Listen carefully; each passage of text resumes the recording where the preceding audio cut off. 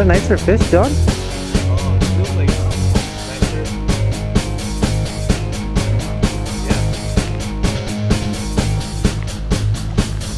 Yeah. Lake trout. Laker.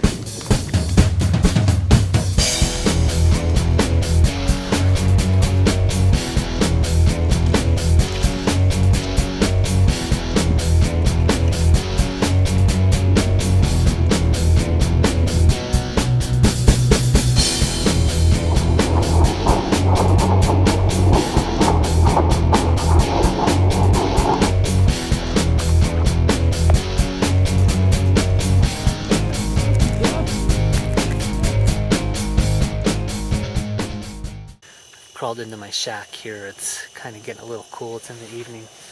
I wanted to take a minute and kind of show you guys what we were doing today.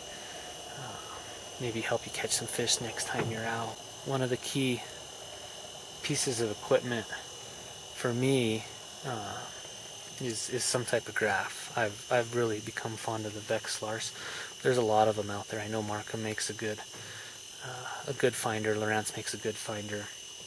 The flashers through the ice are incredible, and the main difference is that a flasher is real time. So what you see on the flasher is happening right now, which is really cool, because when a fish swims through, especially like right now, here I am in almost 80 feet of water, 75 feet of water, and a fish can come through anywhere from the surface down to the bottom. Like we just had that fish come through a second ago, just barely below the ice, and it's right now, so I can see my jig. I can reel my jig up to the same level as the fish instantly, and that's how we were actually able to catch that fish through the ice here a minute ago. Is we're fishing in about 80 feet of water. I got two holes going. I got one on the bottom with the tube jig looking for lake trout, and then I've seen some fish come through suspended. I've got some right up real close on the top here. So I'm going to drop down. I got a Gold Castmaster with mealworm on it. We're going to drop it down and see if we can't see what's hanging out right here, just right below the surface.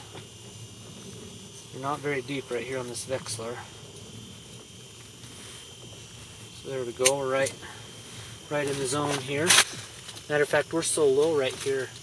We're over 80 feet of water, but these fish are so close to the surface, I can actually see my lure in through the hole right here. I'm actually watching these fish come up and hit it. I'm not sure what they are yet. I think they're rainbows. It's kind of interesting that we're 80 feet deep and we're catching these fish right up here where I can see my lure. Let's see what we can do here. Oh, there we go. He's right there. Oh, I missed him. He's still hanging out though. Oh, there we go. Got him. Here we go.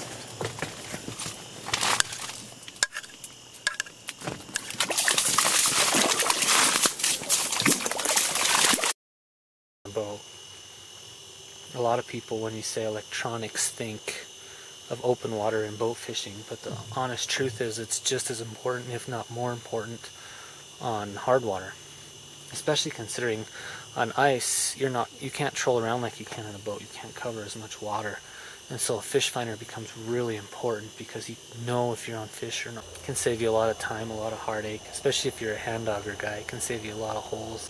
One of the neat things about it for me too is you know when you've got a fish looking at your lures, and if you keep seeing fish come through and you can't get a bite, it's a good indication that you probably need to change up your lure. And without a fish finder, a lot of times you wouldn't know that. You're kind of just guessing.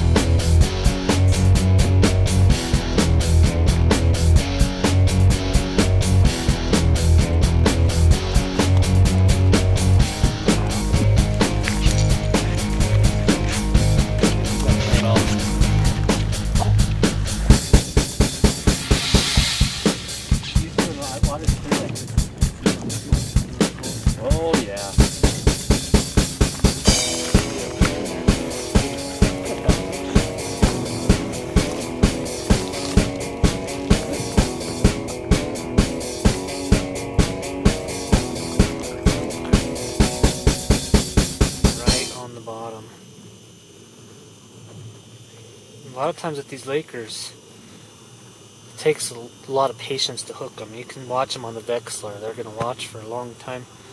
And what I found is that every fish likes something a little different. So I'm going to try some big long strokes. I'm going to try some little short ones and see if we can't find something that this guy's interested in. Sometimes they like it just sitting still. Yeah, we might put a new piece of sucker meat on there. What we've got here, I'm just fishing with it's a white tube jig, and we usually tip it with a little bit of sucker meat there. I'm going to put a new piece on that and see what we can come up with. Something kind of fun about these lake trout too is that a lot of times they hit it on the way down, and a good way to know when you get that bite is when you know you're jigging off the bottom, and you jig up, and when you let down, it just never gets tight like you hit the bottom, but you know you're off. When that happens, make sure you set the hook, because 9 times out of 10 you've got a Laker on the other end.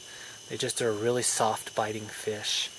As a matter of fact, the biggest Laker I've ever caught through the ice bit so light that the line barely moved in the hole. I couldn't even see the end of the pole moving. It was just, the line was just barely moving across the water.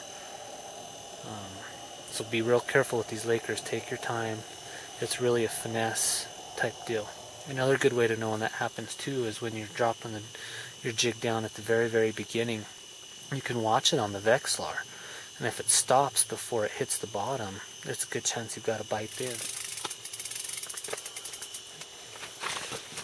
I'm just not seeing very many fish come through in this spot, so I think I'm going to go ahead and reel in and try a different one.